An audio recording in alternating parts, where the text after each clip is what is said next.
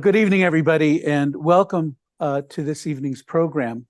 Both those of you who are with us streaming, those of you who are here in the room. I appreciate very much you all being present on a weeknight.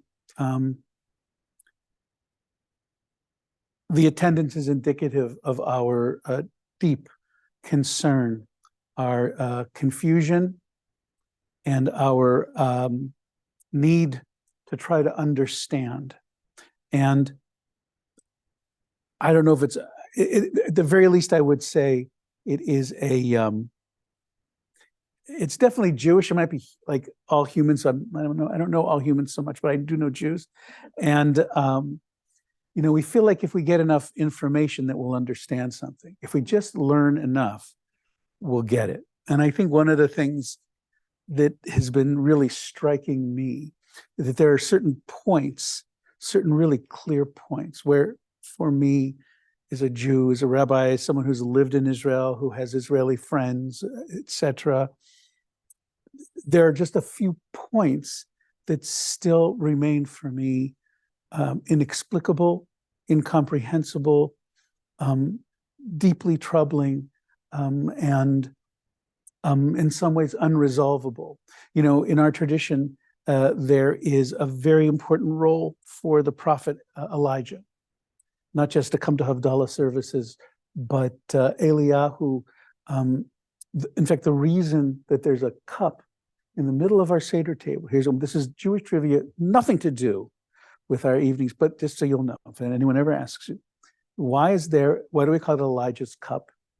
The fifth cup in the middle of our Seder table. It's because in deciding how many cups we should drink during the Seder, there were those rabbis that said there are four.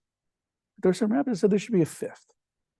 And they argued about it, as rabbis are wont to do, over centuries. People had been dead for 600 years, arguing with each other. And the decision was for the Seder that the fifth cup would be on the table. And if Elijah came and drank from that cup, it would indicate that we have 5 cups. We drink 5 and not 4, because Elijah is the great decider. He is the one that breaks all ties.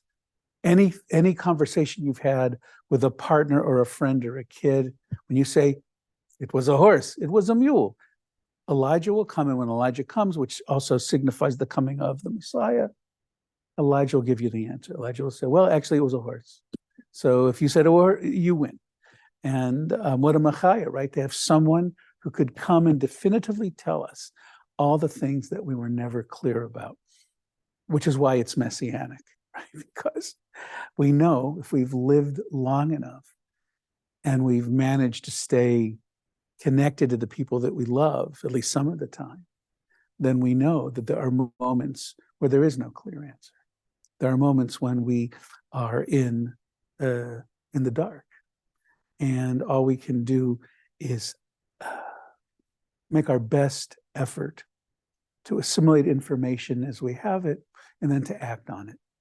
So, which is a long way of saying that what I'd like to do is provide for all of us this evening what I would call basic information. I'm not doing this is not a deep dive per se, although if you haven't really studied some of this stuff, it'll feel kind of deep. And I promise this is not going to be a straight up lecture, at least not too long. Yes, Raman? Are we recording this? Yes, Okay. it is being recorded. At least, Eileen, is it being recorded? Yes, yes, it says recording up in the upper left. We're good. No. Thank you. So what I'd like to do is I'm going to talk for not too long. So for a rabbi, what's not too long? I don't know. We could debate that later. But I'm going to speak for a while, and then we will open up for questions, both here in the room and also if you have questions, those of you who are streaming. And if you do have questions, what I'd like to ask you to do is put them in the chat, and Eileen and Becky will be collecting them, and so I'll be able to answer some of those questions or comments that you might have. So I gave, oh, Robin, did I give you? Yeah, I did. You all have a map. And I think oh, no, but you don't. Sorry, I knew it. Someone didn't get a map. I knew that. Hold on, here's one for you and one for the Rebecca person.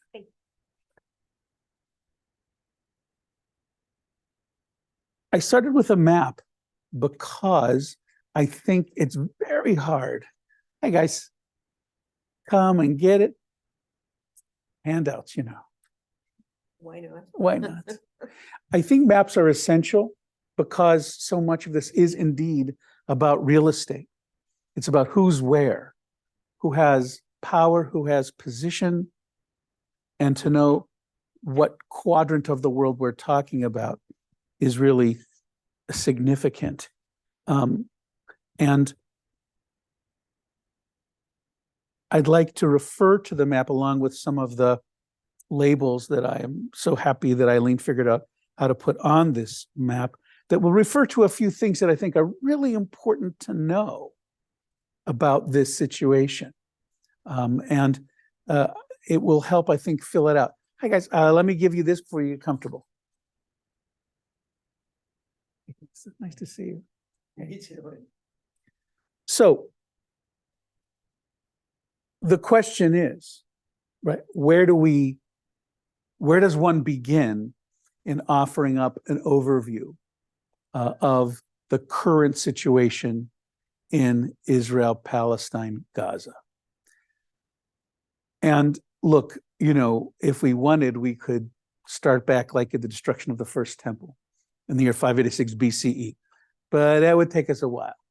So I'm going to not go back that far. I think where I'd like to begin then is in the year 1947. The year 1947 is the year that Israel is poised to become a recognized nation among nations, recognized as such by the UN. Before 1947, the land of Israel, Palestine as it was called then, was a land, an area that had been lived in, occupied by a whole variety of peoples and empires. And so for many decades, the Ottoman Empire, that is Turkey at its height, one of the lands that it ruled over was this land. Palestine was not in any sense a established nation. It was really a territory. And if you look at the map, you'll recognize that it's a land bridge, right? It connects between Africa and Europe. And consequently, if anybody wanted to go from Africa to Europe or from Europe to Africa, conquering along the way, what's the perfect place to walk through? Palestine, Israel. Why? It's a great land bridge. You just walk, you know, you march right along the Mediterranean Sea, great place to land your ships, etc. So many empires used it, occupied it, but there was no true independent land since 2nd century. And even then it was really ruled by Romans. The last time it was ruled by Jews was, if you remember the famous Maccabee story, those guys were the last great leaders when Israel was for a short time an independent state before it was then taken over by the Romans. See, I've ended up falling back into history. I always end up in the 1st century. I can't help it. But what I'm trying to suggest is it was a land that was occupied by many people. The indigenous people were primarily Bedouin or otherwise nomadic peoples that would cross the land, as well as people that were Arabs and were in some of the greatest areas for agriculture, right? Because it was primarily agrarian. And so, for instance, if you ever heard of Jaffa oranges, which were, if you kind of look where you see where Tel Aviv is, and you were to look a little, I think, northeast, you would see the city of Jaffa. And it was in that area where Arabs had for centuries lived and were famously involved with exporting oranges, etc., from that area. And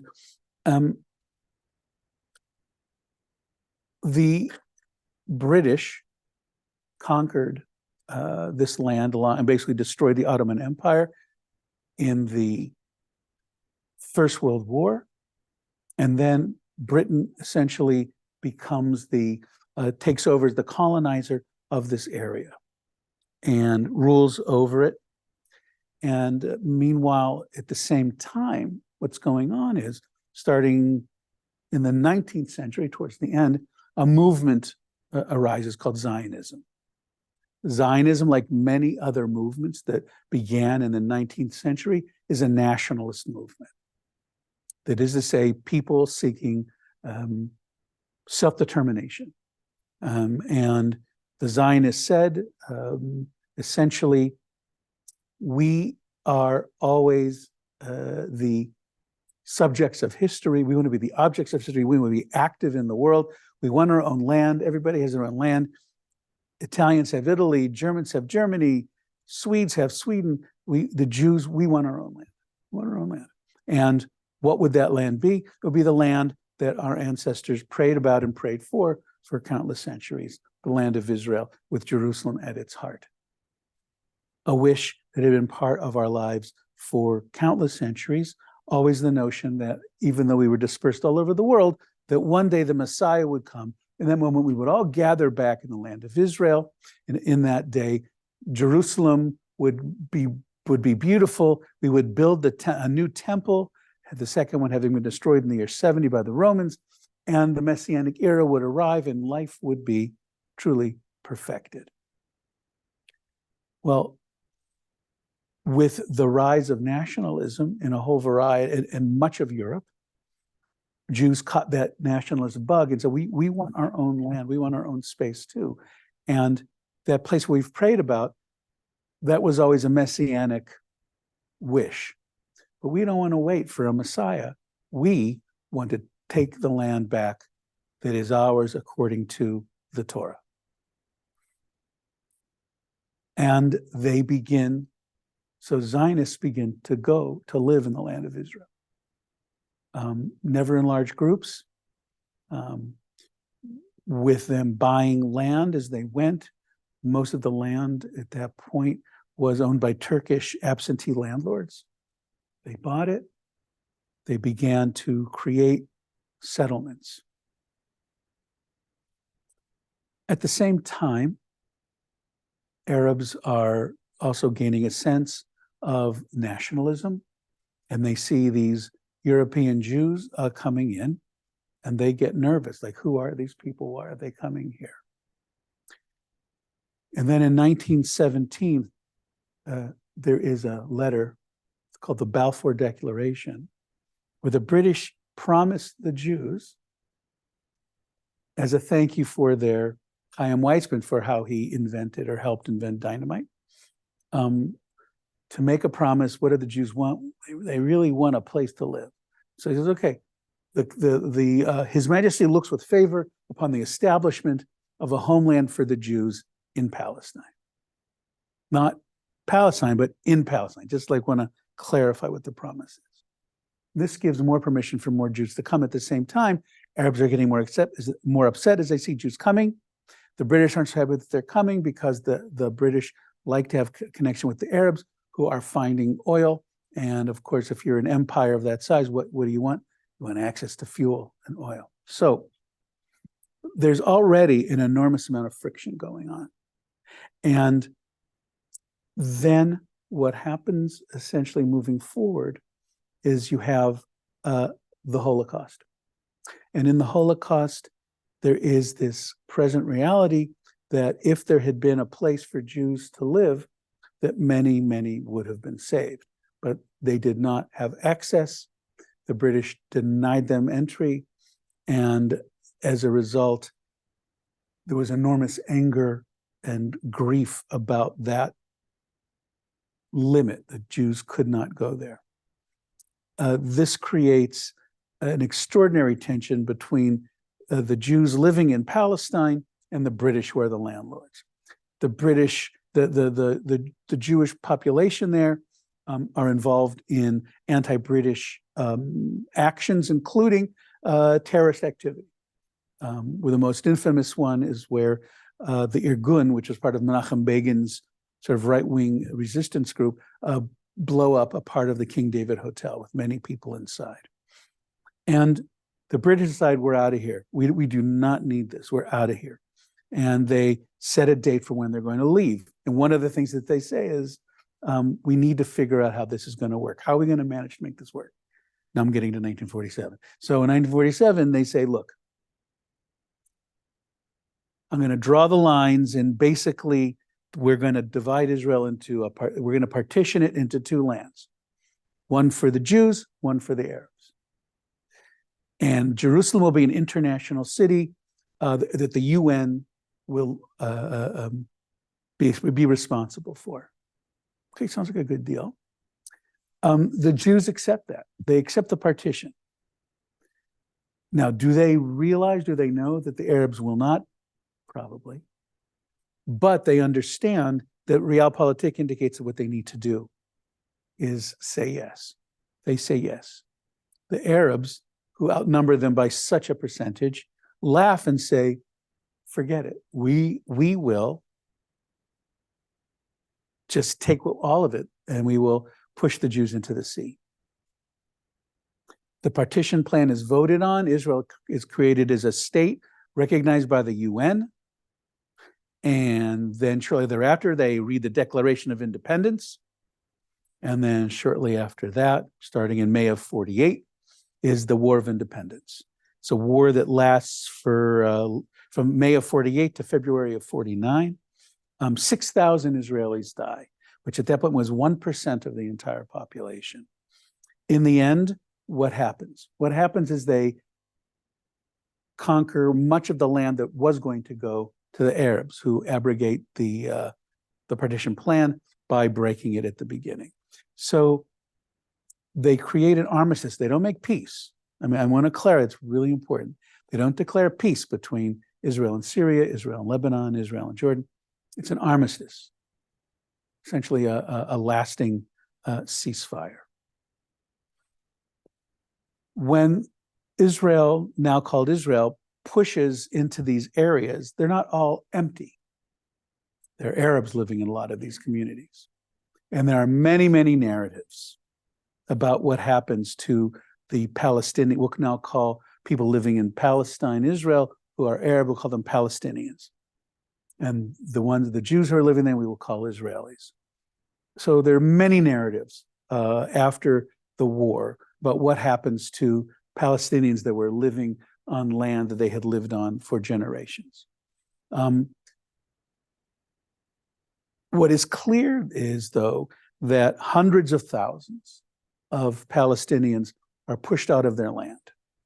And they disperse in a variety of places, refugee camps in Jordan primarily, and in an area called the Gaza Strip.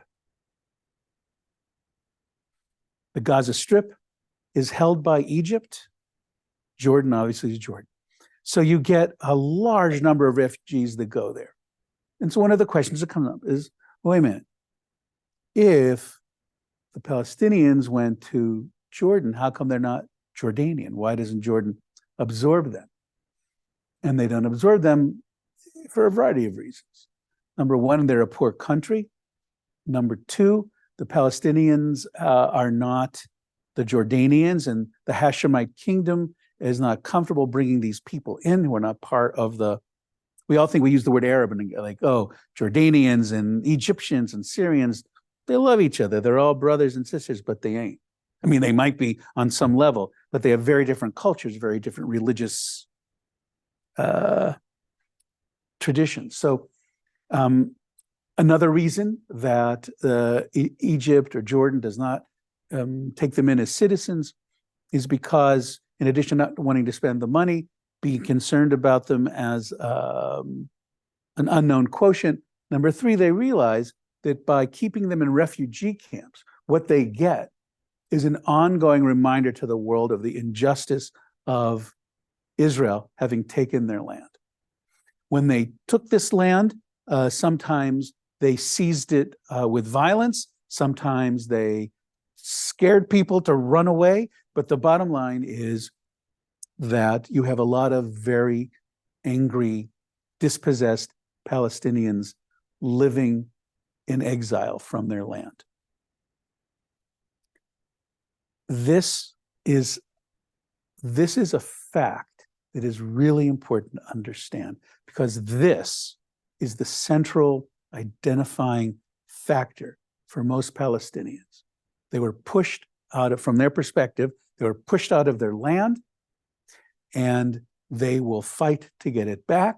And because they are not settled or absorbed by any other Arab nations, they remain sort of in limbo.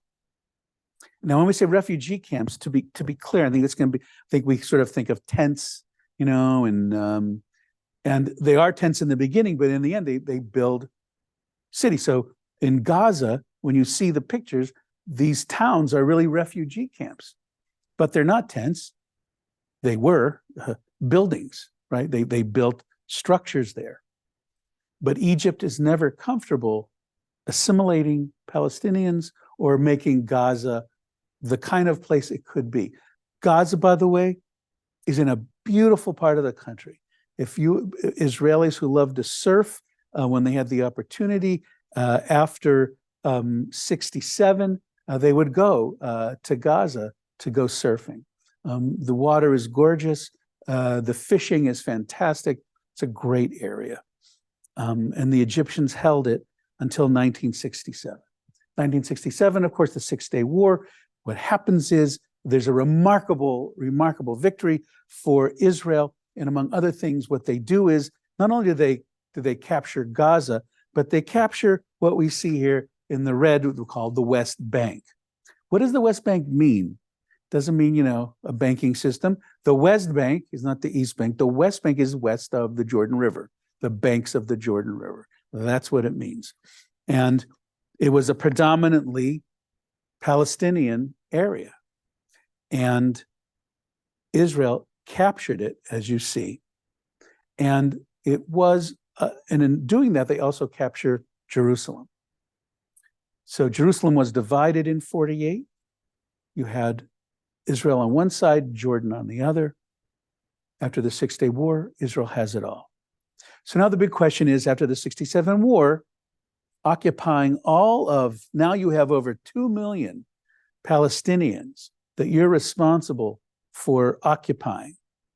And as many people said, look, we are going to get out of there as soon as we can, because after all, what nation has ever survived long term occupying a hostile population? It can't work. It just can't work. There's no place in history that shows that it works. Eventually, it breaks. That is just the nature of struggle. So not to deal with it is an open wound, and particularly with the capture, puts Israel in a remarkably difficult position. But what happens is Israelis like the added space. They like the fact this is their land now. Ultra-Orthodox Jews love the fact that they can go to places that were mentioned in the Torah, but they couldn't get to, but now they can. They're kind of liking it. And then some of them say, you know what? We like it so much.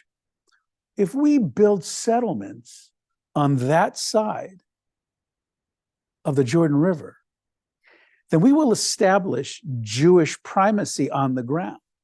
If we build a settlement, then you're not going to say, get out of here, because we're the Jews, and this is we're occupying this land. We want this. And that was mainly in the beginning pushed by not only ultra-Orthodox Jews or settlers, but it was also pushed by the liberal labor government who wanted to get a better sense of security. So if you build settlements all along the boundary between Israel and the West Bank, then it gives you greater protection, supposedly. This creates really a terrible precedent. And over the years, it becomes less and less possible for there to be any kind of rapprochement between Palestinians and Israelis. because we don't want to give up the land. We're also occupying Gaza, right? And again, we love it. We love the surfing, and it's great, and we go fishing. And it's not as if in those days, Israelis could go into that territory. You could travel there. Not always, not all places, but enough times that you could hit if you were sort of a young, crazy, arrogant Israeli, which a lot of them are, you could just go there and you would no one's going to mess with me and I'm going to do my thing.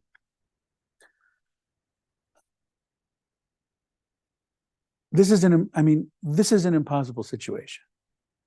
And no, this is one of those things. No one has ever been able to explain how anyone imagined that the tension between Palestinians and Israelis could be solved by occupying land and forbidding them to be citizens. This is a very important thing to remember. If you're living on the west side of the Jordan in Israeli territory, and you're an Arab, you would be considered an Israeli citizen. You get a passport, you get to vote, you get a license for your car that is the same color license as somebody else who, like a Jewish person. But if you are driving from the West Bank, you have a different color license plate. So everybody knows immediately, are you from the West Bank or are you a citizen of Israel? It's very difficult for Palestinians to travel outside of the country. And there are universities that are set up in the West Bank. And so what ends up interestingly happening is that Palestinians become really, I think it would be fair to say, among the most intellectually advanced group of Arabs in the Middle East. They build universities and they excel in many ways, at the same time acknowledging they are in exile. The relationship between the Palestinians on one side and Arab Israelis, it's a little tenuous, but they recognize that I would say they never thought of themselves as brothers and sisters. I think they thought of themselves as cousins. The difference, so if there's a riot in Ramallah, which is on the West Bank, will the Arabs living in Haifa have a riot? The answer is generally no. Generally no. Arab Israelis understand that they're living at such a higher level of prosperity in Israeli territory. They do not want to risk losing that. So so they keep it on the down low. That is kind of the rule of thumb. Not so on the West Bank. And what happens is violence begins to grow between Palestinians and Israelis. Terrorist attacks coming from the West Bank, reprisals. Terrorists coming from Gaza, reprisals. So you get the idea, right? We have these Arabs in two distinct areas, West Bank, Gaza. They are being occupied by the Israeli military. They are not volunteering to be occupied. This is the fact of their lives. Israel building settlements in the West Bank and in Gaza, establishing Jewish hegemony just through numbers and through power. Because Ramallah, if you're living in Ramallah, there's not a Ramallah army to protect you. But if you're living in a settlement outside of Ramallah and you're an Israeli, your settlement has a detail of armed soldiers. So there could be 50 of you building a settlement. In fact, often there were these little settlements built illegally that were almost never cleared out. And they would say, hey, we have a settlement, 50 people, 5 RVs and a camper. Now we need army protection. And the state would send army protection. This situation, again, creates just an untenable clash. And it goes on. And then we have the Yom Kippur War, 73, what begins almost catastrophically with the surprise attack of Egypt. Syria ends up where Israel is able to win, not only win, but to push even further into Syria, further into Egypt. And then at this point, there is, again, tremendous conflict. And I want to zoom ahead to 1979. 1979 is the Camp David Accord. This is when Sadat and Carter, they decide we need, and this is really from Carter, right? There needs to be peace. We need to develop a sense of peace.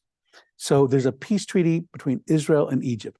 Huge, like who'd have thunk it would be possible? It was a huge victory.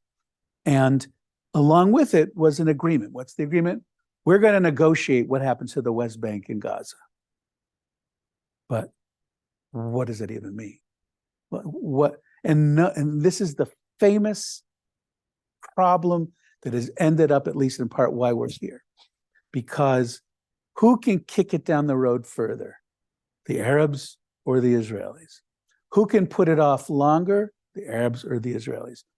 For whom is it bad politics? Who's it worse for? For Israeli politicians or Arab politicians?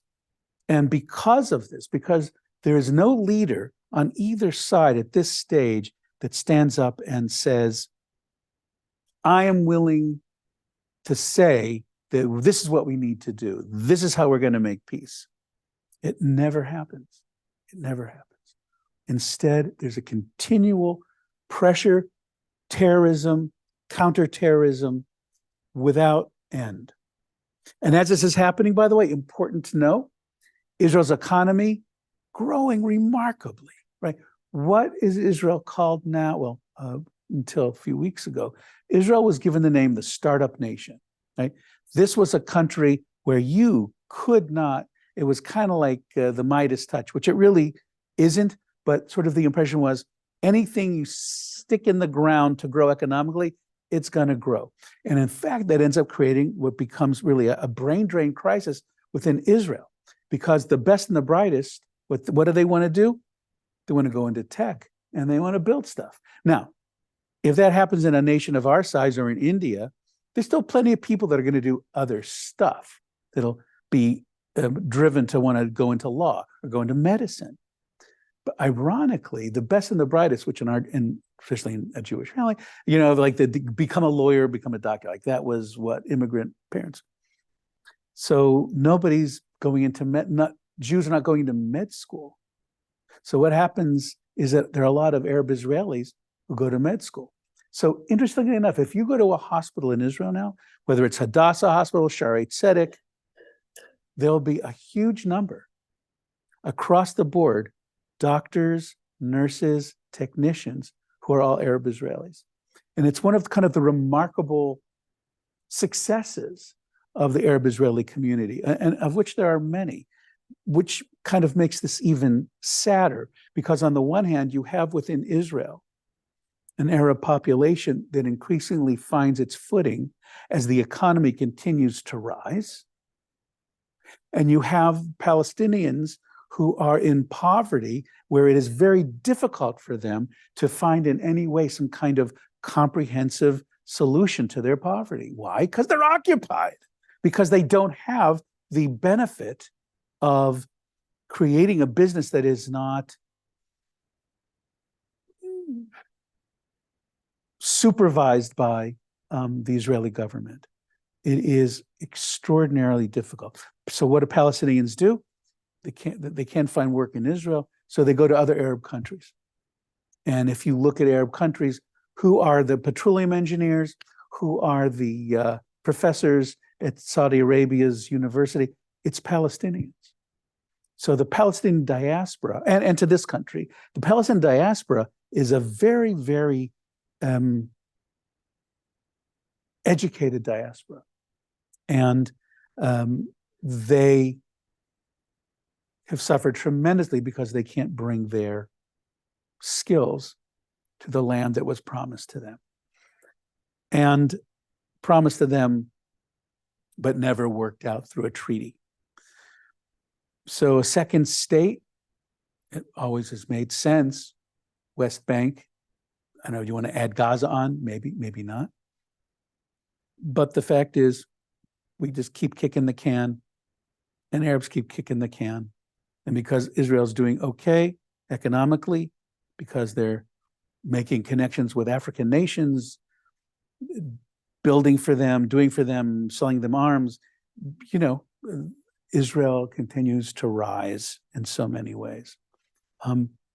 Next, we go to 1987, the first Intifada, which is essentially an uprising against the state of Israel by those primarily living on the West Bank and in Gaza.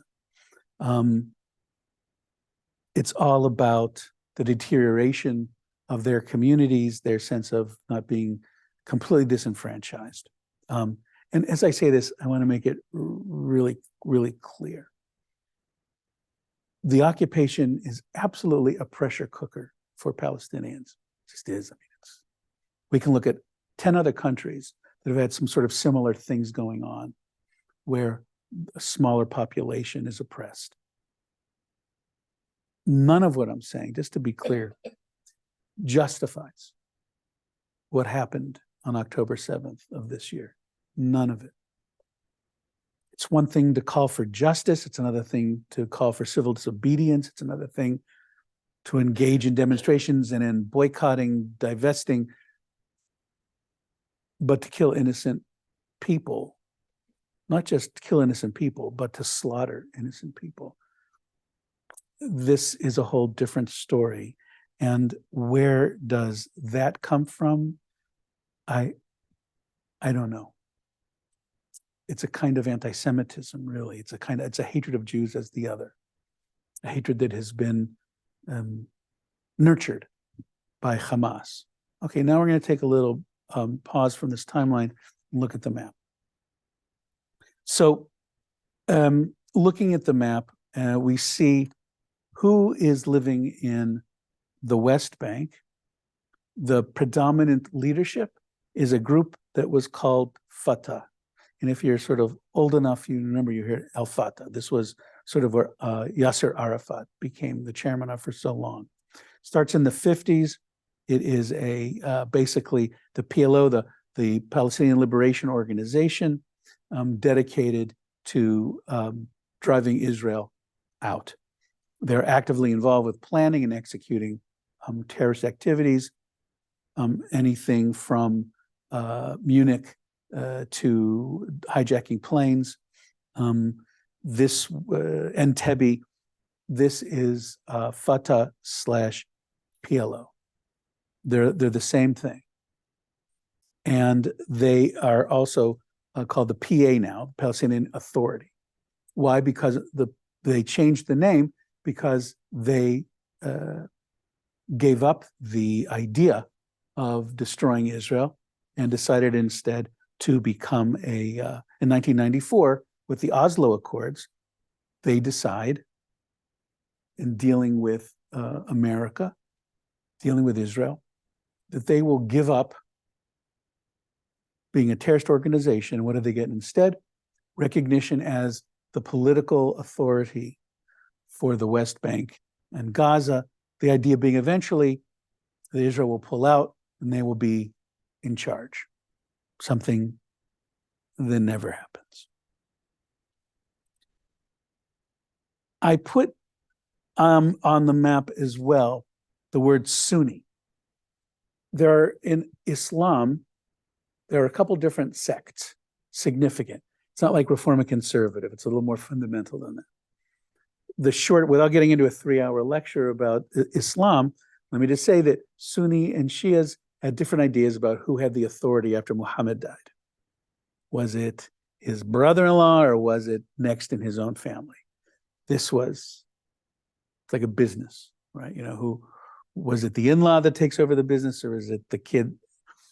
And unfortunately, if you remember all of the terrorism in Iraq between Sunni and Shia, this is the debate, the hassle that goes on. So Palestinians are primarily Sunni, and they have their own sense of their religious traditions, etc. And they then include that religious sensibility in what they do and how they do it. And one of the things that happens in this agreement is that they will be given, not just in the West Bank, but in Gaza too, limited authority.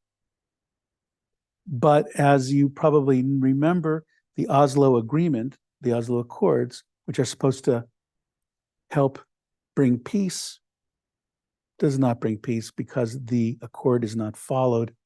And most significantly, what happens in 1995, Yitzhak Rabin, Prime Minister of Israel, is assassinated. Who assassinated him? Not a Palestinian, but an ultra-Orthodox Jew. Why does an ultra-Orthodox Jew kill the Prime Minister of Israel? Because according to him and his followers, that is according to him and the assassins team, group, gang, Rabin was putting them in mortal danger. And it says in the Torah that you can pursue an aggressor and kill him. So using the Torah as the cudgel, he shoots and kills Rabin, who is leaving the stage after having been part of a peace rally. It is horrendous, and it creates what happens then. Israel is in an uproar. Terrorism increases from the West Bank and from Gaza. There's a whole period of bombs on buses and shootings, and it intensifies. And Rabin, before he dies, one of the things that inspires him are these demonstrations against Rabin, against peace. So it's important to know that there were a number of people in Israel, Israelis, who were against making peace. For them, it was completely untenable. Couldn't make peace. And so when you have, and again, this is like, I don't know how you solve. This is why we need Elijah. So if you have Jews on this side who say, we hate every single Arab who lives, we want them dead and gone, then you have here, Arabs are saying, we hate the Jews, we're going to push them into the sea. What they have is ours and we want it all. How do we do this? It is, and I don't know the answer, and I wish I did.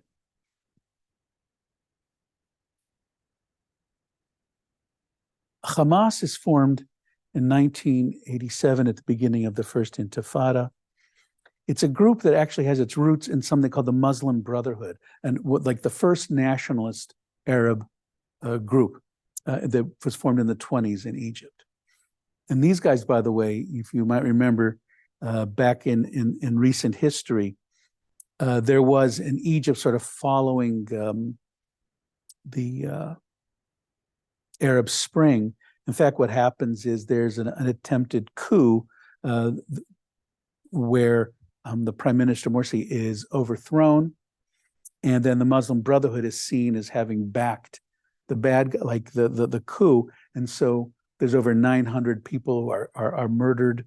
Muslim Brotherhood leadership is thrown into prison, and their power is almost completely wiped out. But there's a breakoff, and the breakoff is Hamas. Hamas is a breakoff from the Muslim Brotherhood. Muslim Brotherhood was much more of, certainly they were involved in some terrorism. They were also involved in education and getting food to the poor. They were much more of a social organization. And I think Israel thought, well, you know what, better Hamas than the PLO, because at least they have some sort of social concerns. And they also think, great, because if you have the Palestinians over here on the West Bank and who are PLO, and you have over here Palestinians who are Hamas, that's going to keep them at the loggerheads, because they're going to start competing for power, because it never works. You can't have two people vying for co-presidents. I don't know. You can't have a co-president. You got it. You just can't do it. There's a reason why there's not co-presidents of the United States. Can't do it. You have to focus power and energy. And they begin to, so first, they think they're going to cooperate together and it's going to be fine, but it's not fine. And terrorism gets worse. And so then Israel, starting in 2003, builds security fences and walls all throughout Israel to separate the West Bank from the rest of Israel. It's actually very successful in stopping terrorism, which had reached a horrible point by then.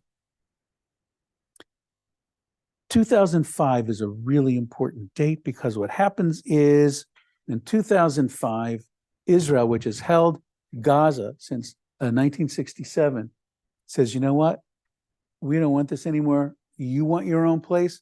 We're going to, Arabs, you get Gaza. We don't want it. But you can have these greenhouses. You can have this farm. You can have all of this property. Now, what that means is that Israel is clearing out settlers who don't want to leave. It's extraordinary. One of the only times the Israeli government says settlers are not, we have to pull them out. We have to force them out because there's no way peace will be established unless we give Palestinians their land, and this is where we're going to start. The prime minister that does that is Ariel Sharon, one of the most right-wing, hawkish prime ministers in the history of the state of Israel. It takes someone with his background and his sort of like Nixon in China kind of thing. You need someone so incongruously connected in the process that only this guy can actually make it happen without, getting shot. Sharon does not get shot. The Israeli army leaves, the settlers leave, but it is for the ultra-Orthodox, for the settler movement. Don't forget, big movement on the West Bank. They are scandalized. They are furious. They are bereft. 2005 becomes an open wound in their lives and in the lives of their children. And so the ultra-right-wing government now, that Bibi is part, who pulled together this coalition, it includes people, including two guys, Smotrich and Ben-Gvir, who are two cabinet ministers, and everything in their lives is about getting back at what happened in 2005. And for the settler movement, it's a date as defined as Pearl Harbor for Americans. And so as far as they're concerned, they are owed everything that they lost. And that means land, it means respect, it means getting rid of Arabs. So Arab Palestinians see this government being formed, and they're like, what the heck's going to happen now? Who are these guys? How's this going to work? And then on top of that, I'm kind of speeding it up because I want to leave time for questions, but on top of that, what you have is Israel's beginning to make coalitions with other Arab countries. And, it's working. They're actually bringing in. So what do? You have Israel in active conversation with the United States, talking to Saudi Arabia. And Saudi Arabia is like, that's where Mecca is, okay? This is like the heart and soul of Islam is in Mecca. And the idea, if you're a Palestinian and you feel you've been oppressed and your children have been oppressed and your grandparents, you look and you see that Israel is going to make a deal with Saudi, like, how can you do that? It's like saying they're going to open up like a Gold Star restaurant, outside of Mecca. So there's Israel. And so this creates an enormous panic because one of the things that some Palestinians think is because they are, the Palestinians, I think, if Israel's making a deal with Saudi Arabia, that means they don't care about Palestinians. Because if they cared about us, they would know this would be unheard of. Unheard of. How can you make a deal with Saudi Arabia? And how can Saudi Arabia accept that and not say, fine, you know what, let's Israel, let's make a deal. But first, you have to create a second state for the Palestinians. It's not part of the conversation at all. And Bibi thinks, damn, look what I've done here. Quietly, persistently, I got Bahrain, I got the UAE, I'm going to get Saudi Arabia, we're going to open up trade relations. And, you know, there is a picture that, you know, I don't know about you, I like between online and looking at the paper and watching that, I have no idea where I saw this, but maybe it was a Tom Friedman. Anyway, there's a picture of a guy holding a Torah, and out the window, you can see that he is in Saudi Arabia. And Friedman, I think it was, said, you know, Arabs saw this picture and it gave them agita. Like it was like inconceivable. Like this is like going to the Western Wall with like, you know, a pork sandwich and everyone going, hey, give me a bite. It was, you know, it just there's no way. No, it's such dissonance between those two things. And so you have this increasing sense of Palestinians that they're being forgotten, that they're being kind of abandoned. And I think it's fair to say that over the past, I think probably really since the Obama administration, that the Palestinian agenda has slowly slipped down on the world list of things to do. And as it's continued to slip, there have been fewer resources for any notion of a Palestinian option of any kind of freedom from the occupation.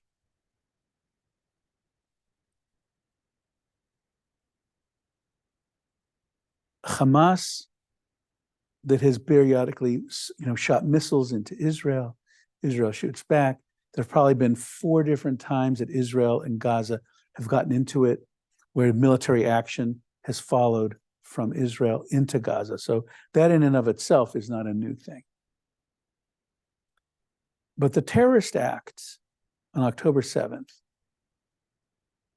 so completely shock the state of Israel on many levels. Israel's sense of superiority, invincibility, Israel's sense of we protect our people no matter what. All of these things are shown to be weak and ineffective. The fact that there are paragliders flying over the border, a bulldozer pushes through a fence that costs God knows how many tens of millions of dollars, so technologically advanced that if you were within 10 feet of it, if you were a Gazan kid playing soccer, they could see what the name of the ball was. Like, you know, like we're talking, this was completely breached. Israel completely underestimated that Hamas was actually comprised of people who not only were vengeful and bloodthirsty, but were really smart. Were they helped by Iran? Undoubtedly so. Undoubtedly so. Iran is primarily a Shiite, a Muslim Shiite community. So it's interesting that Iran has nonetheless helped Hamas, who was primarily Sunni. Why? Why is it? Because they're all for the same thing, which is the destruction of the state of Israel. Don't forget, Hamas will never use the term Israel. They don't recognize, they call it the Zionist entity. They won't even use the word. And they were given clear instructions. It wasn't subtle. It wasn't people going crazy. It was people with instructions, people who had maps, people who understood going from house to house and the atrocities they committed, even though in the Quran, it is very clear that the atrocities that were committed are absolutely against Islamic law. And yet, they only, the men that did this were only praised. Only praised.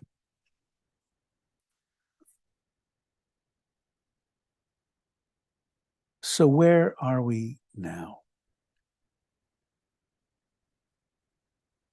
We are in a state where Israel can only recover from the enormous humiliation and from the horrible loss by responding militarily. How do you respond militarily? You take your most powerful weapons and you aim them at your enemy and you shoot. And they have. And they have, as of last count, over 5,000 Gazans have died in bombings.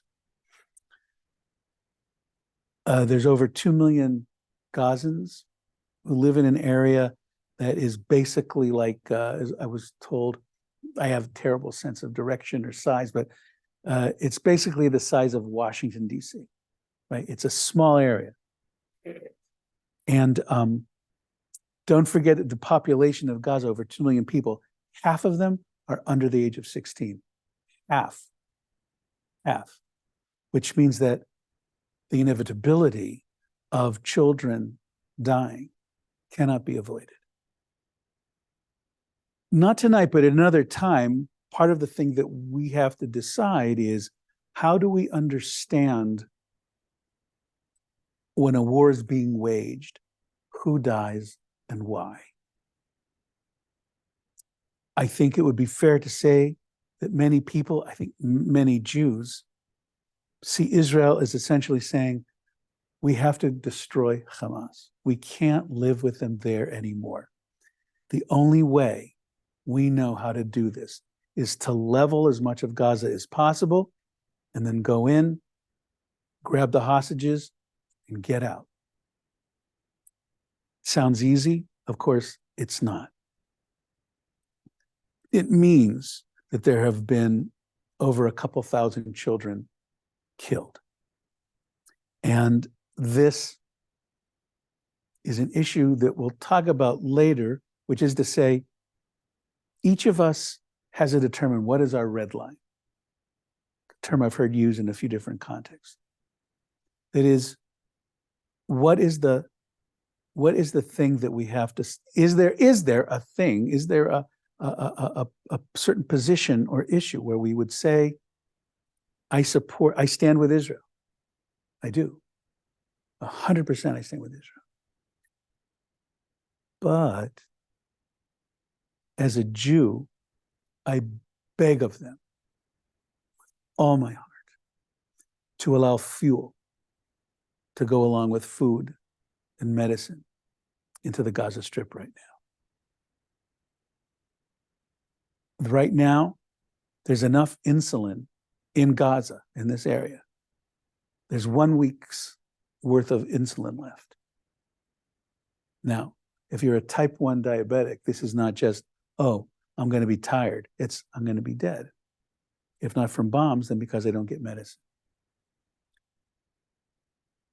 This is truly a crisis.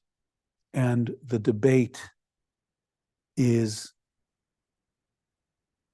there any other option? It's something for us to think about. I don't know the answer. I don't know if there is an answer. I see how Israel is answering it right now, right? Their answer is, we've got to put our heads down and push forward and get through this. And will there be people that will die? And clearly they've made a decision that no matter how many innocent people die, and if over 5,000 have died as of today, I have great fears about what the number will be in a week, in 2 weeks. How do we then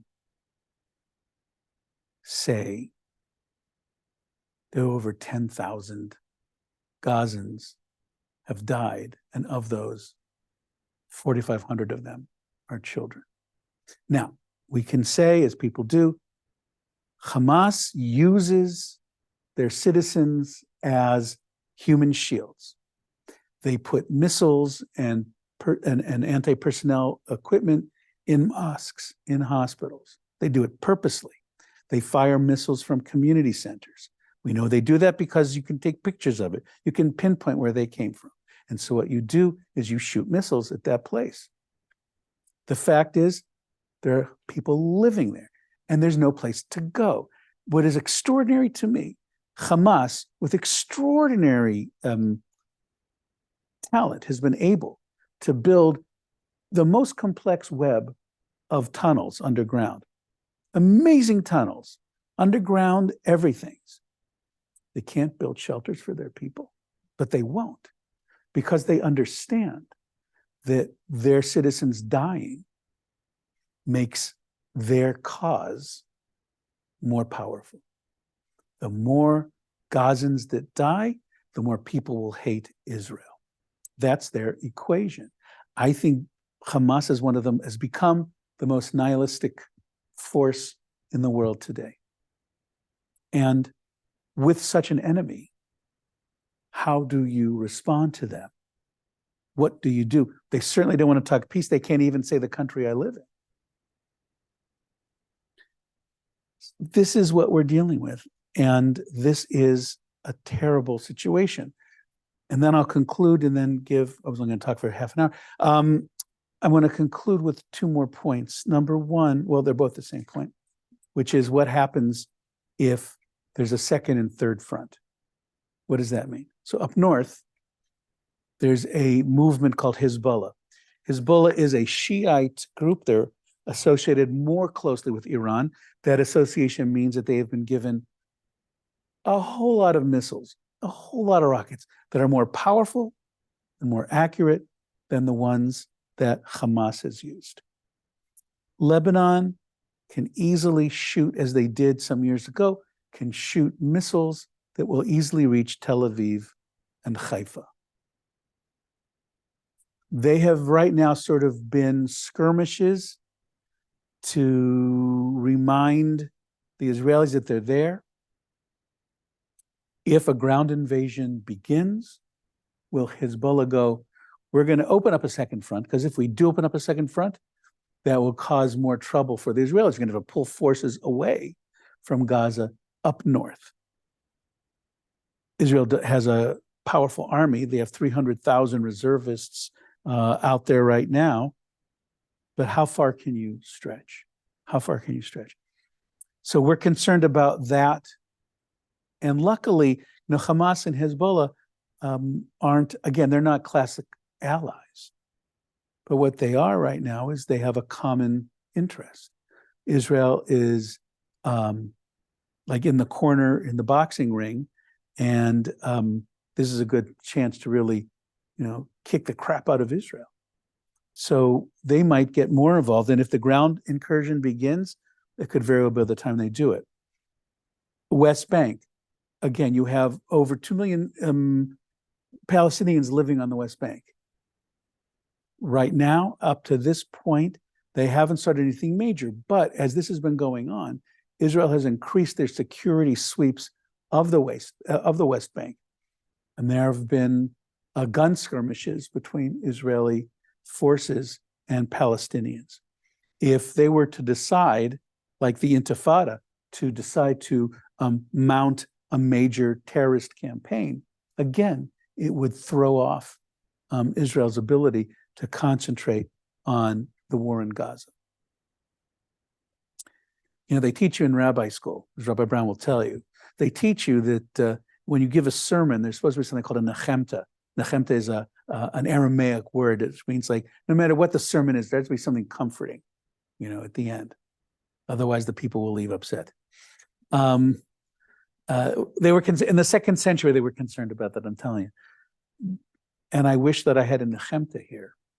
I think that this war will test our capacity to support Israel. It will test our capacity to withstand anti-Semitism.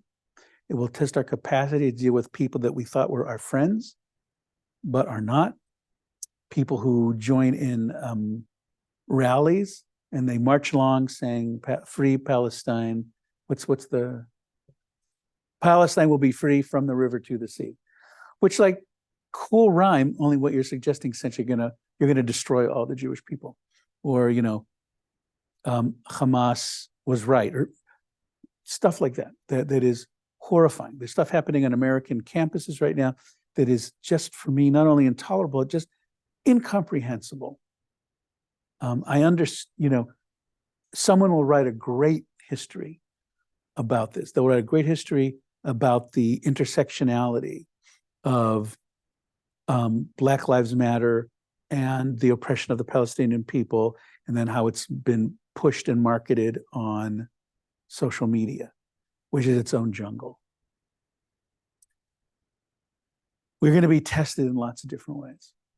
And I guess the Nechemta is, I finally found one. The Nechemta is that we're not alone. And that we are a strong community, and that we live in an area where not only are there a lot of Jews, which I am really happy about in a time like this, but also I think that we have great allies who will stand by us. But I think we're going to confront ethical issues that will just shake us to our very core, that we're going to have to talk about. And not that there's going to be, like the Beth Avodah line on it, but what there is going to be, I hope, is more opportunity for us to think out loud about it. So, a lot of information all at once. I wish I knew some magic way to have given it to you a little more easily, but I hope at least I've given you some sense of geography and history and why we are where we are. Eileen, do you have the questions? Oh, good. And then I'll open it up to you as well. Microphone is not for those of you in the room, it's so the people online can hear. So there were two questions that came in, and you can see I moved the chat over if you're wondering what the white good. box was, just in case more. I wonder where that was moving from. Now, so going back to sort of the beginning of what you were talking about in the partition plan, did the British mandate, was that both a promise for a Jewish state and a Palestinian state? The partition plan was a promise for both. And then the second question we got was around more of a comment around what we call different groups of people, and that you refer to people in the West Bank as Palestinians, but people who live in Israel as Israeli Arabs, not Israeli Palestinians. Yes. There wasn't really a question with that, more of a statement to see kind of. Yeah, I think that's still sort of common parlance. I think, I don't know if it's my own,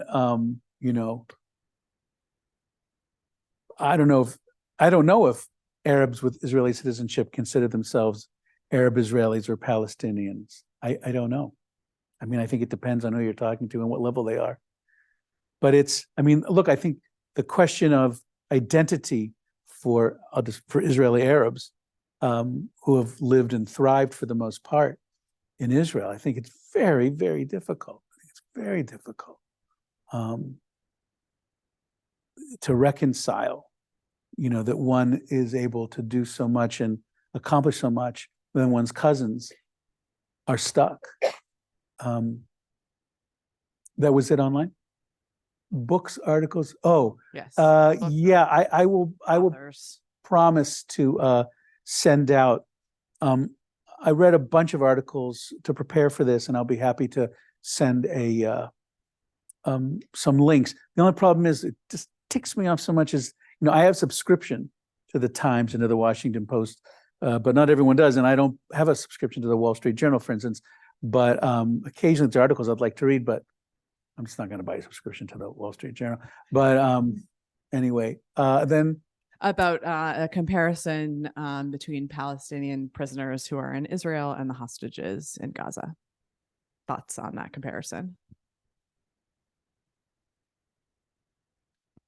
Palestinian prisoners who have been imprisoned from being arrested for terrorism or otherwise, from throwing rocks or whatever.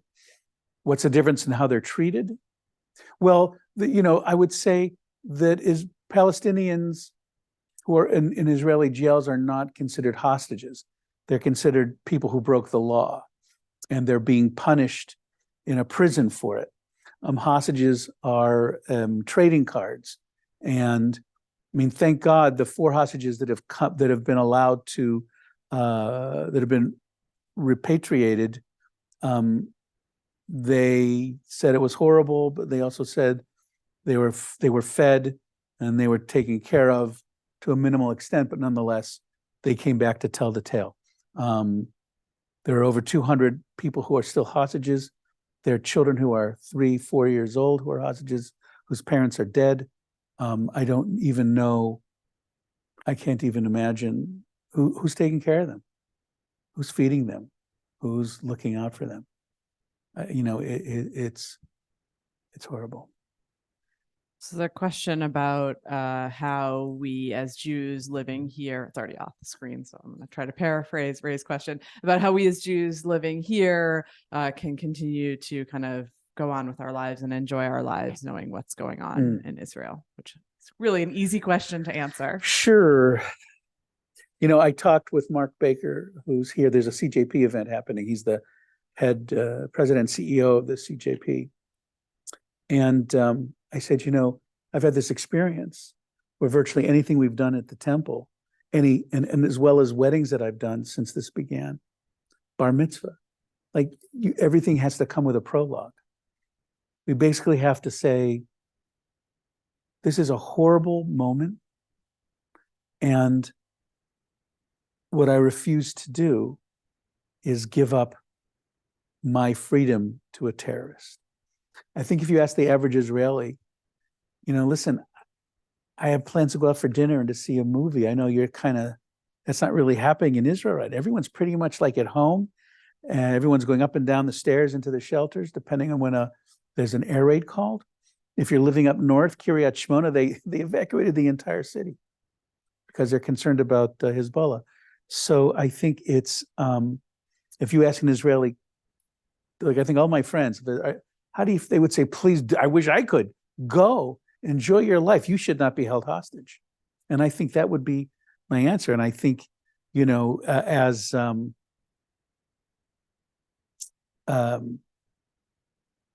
of Bratslav, if you go to the Bratslaver synagogue, it says Jews don't despair over his door. And so I think Elie Wiesel taught us that Jews are not permitted to despair. And I think that we have to continue to follow that edict. Is there any concern about Israeli Arabs uprising within Israel? Yeah, I mean, I think that's always been a huge what if question. And I think for the most part, people have generally seen that they have too much to lose. But it's one thing if you're uprising in Ramallah, or if you're uprising in Jenin, or in a refugee camp where, the housing is subpar. And I can see that, is something to be really worried about. But I don't think in in northern Israel, where a lot of Arabs live, in the Galilee, et cetera, I just think so far they have said, I think they're upset. They might be sending money for a variety of causes, but I do think that is not a concern. I might be wrong, but I think that's not something I'm concerned about. Something about the Abraham Accords, how they were going to help, is Biden not helping by not supporting this? Talk a little bit about that. I think the Abraham Accords are all on hold. I think that Saudi Arabia, who is part of the Abraham Accords, I mean, that's what this was part of.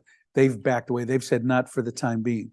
So I think, right now, no Arab country is going to talk to Israel about anything right now, because the focus is on, so Hamas wanted the focus to be on the Palestinians, and now it is.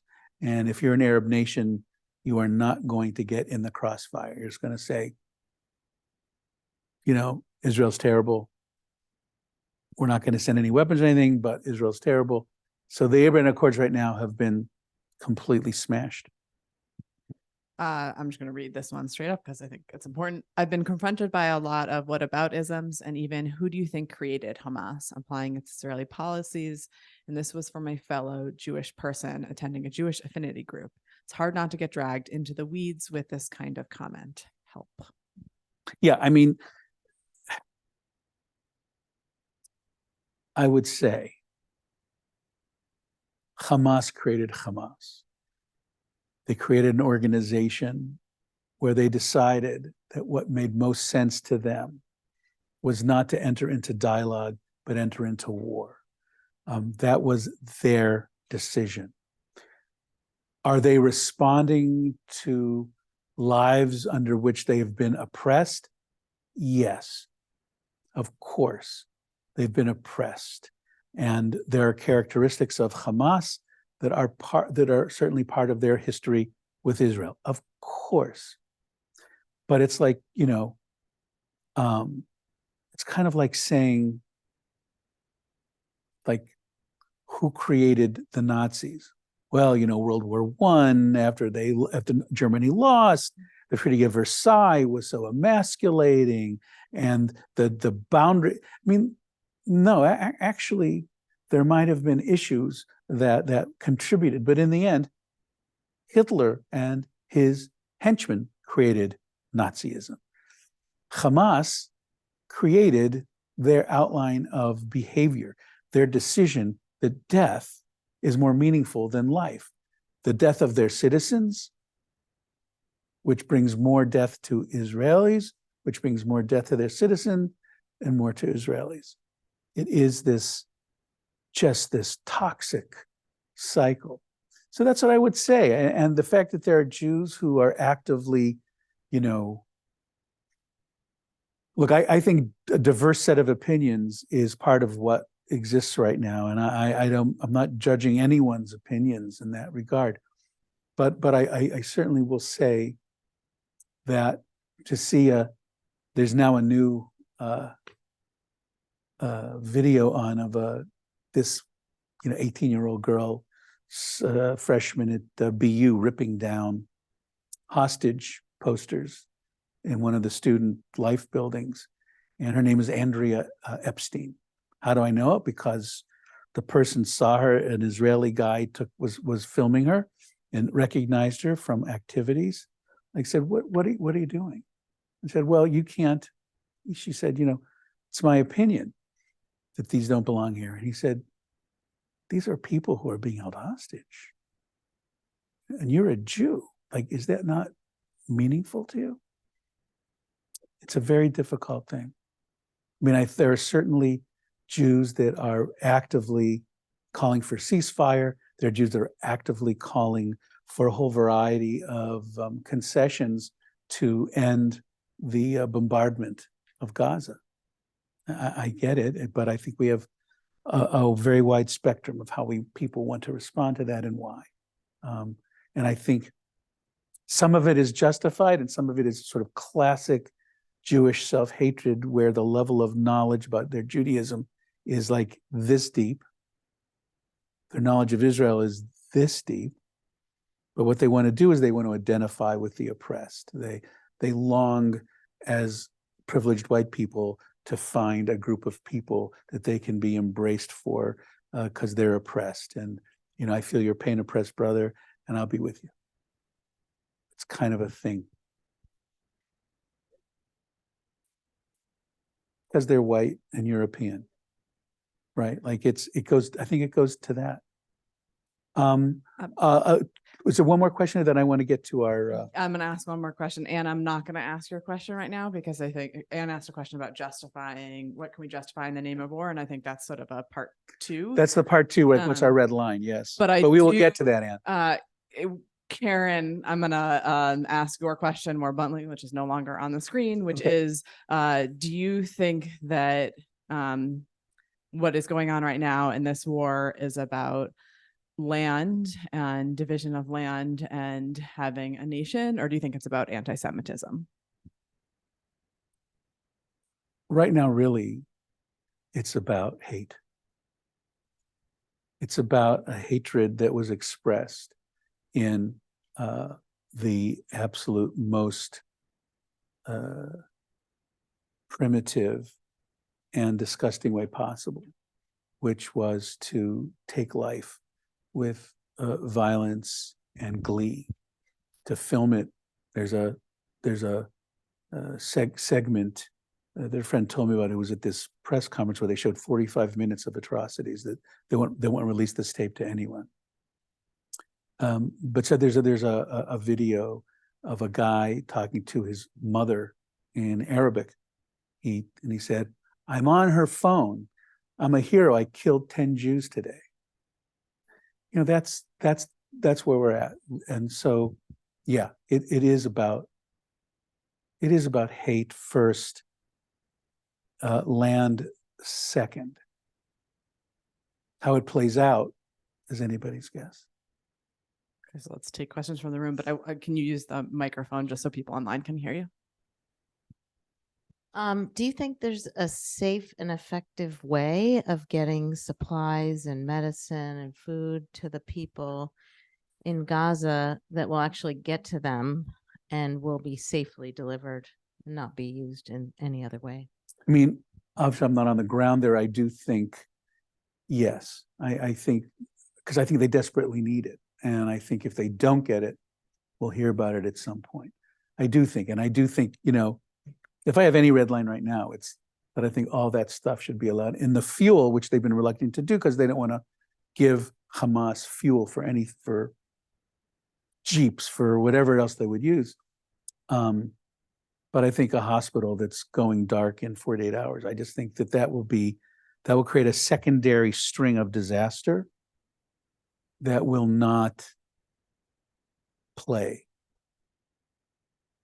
Well, think- it would be the right thing to do, but it would also help the opinions from outside countries and from the far left. Well, you know the thing, like the deal. So in our tradition, you're walking down the street and there's a guy going, "Can you help me out? You know, we'll work for money or whatever." And like you're thinking, chances are pretty good. I'm going to give him $1 and he's going to go buy a bottle, or you give him the $1. Like in the end, you err on the side of charity.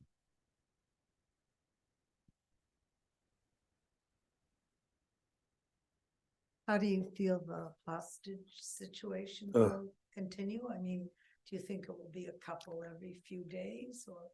I wish I knew. I mean, I hope so, but I think the hostage situation is absolutely dire, and I don't think anyone has any clear.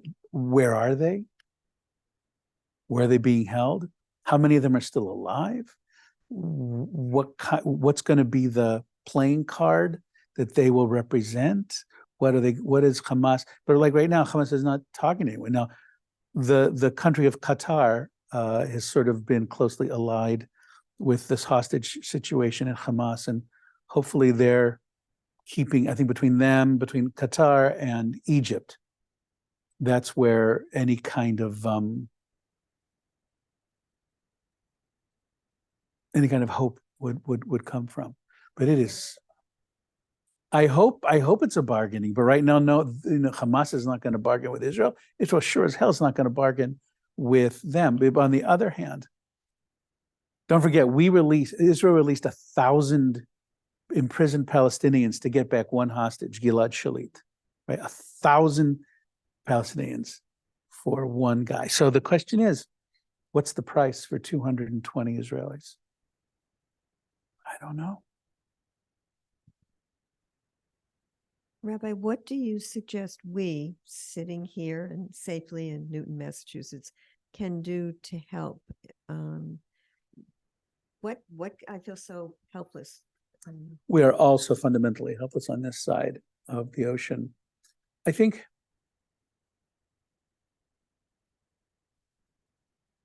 so. There are opportunities for tzedakah. That I sent something out last week. I have my friend who lives on Kibbutz Nirim. I don't even know if they're ever going to go back to their homes. Hers wasn't even burnt out, but she said the idea of going back home but they have a GoFundMe page to help, and I'm going to put that online as well. I think the best thing we can do is just find sources for our tzedakah. And also, like I heard this woman was, I'd like to find out more about this project because it's something we could really do. So it's like this woman put out on, Nextdoor, like that great app. She said, she's collecting suitcases. Did you see this one? Suitcases to put clothes and stuff in to send to Israel. And I sent her, I said, I could really help you out here because I'm sure if I put out, please bring a suitcase and stuff it with, clean clothing, that we would get, it looked like a luggage rack here. But she said, I'm at capacity already. But I think we'll investigate because look, I fear, Carol, it's going to be a long war. And I think that opportunities will arise for us to do things. Another thing I would say, we're not canceling our trip, at least not yet. Right? That for me is another gesture of something we can do. Reassure people that we are not giving up. We're going to be smart. Like again, we're not sacrificing anything here, but that we want them to know we're hanging in there. And I think that's important. I think any way we can do that. I think if you know people in Israel, that they would appreciate a text, an email, and all you have to say is thinking about you, sending love. That's all. It's a way of showing care and concern and support. And I think that's the best thing we can do. I wish there was more. Yeah. Robin? I have a question from my college son. He said, have we treated Palestinians fairly? I would say no. I would say in our history, I think we've made terrible mistakes, mistakes that have ended up creating a kind of deep and lasting enmity between us. I think Palestinians have their own, recalcitrance, their own intransigence, all the ways that they have, Abba Eban once said, he said, Palestinians never miss an opportunity to miss an opportunity. And I think that that's true. I think there have been moments where the world was sympathetic to the cause of the Palestinians and where there could have really been the beginnings of a new possibility. But there simply has not been enough of a core of Palestinians willing to say, this is the way we have to go. There are Israelis that have. There is an active Israeli peace movement. But they have been drowned out over the last several years. But I don't think we can be proud of our treatment of the Palestinians. And again, to be clear, I'm not saying that we're the bad guys and they're the good guys. But I think as an occupying army, you can't be an occupier without creating anger and hatred. You can't do it. So my advice has always been, so don't be an occupier. Listen, everyone, thank you so much for coming tonight. Thank everybody online. I appreciate your being here. We're gonna, continue. And as I said to Carol, I fear that this is going to be a long struggle, and we'll be talking about this for a while. We're going to be having some adult learning coming up where we're going to be bringing in a couple speakers. Actually, not bringing in; it'll be online only. But there are a couple of people I'm talking to, both who live in Israel and I have someone in New York, just to talk about various aspects of this. Like I want to talk about, more about that question: what is a Jewish ethical response? I want to talk about, where we go from here. I think there are a lot of different ways to go at this. You're welcome, everybody. Thank you for coming. Thanks, everybody. Thanks for being there.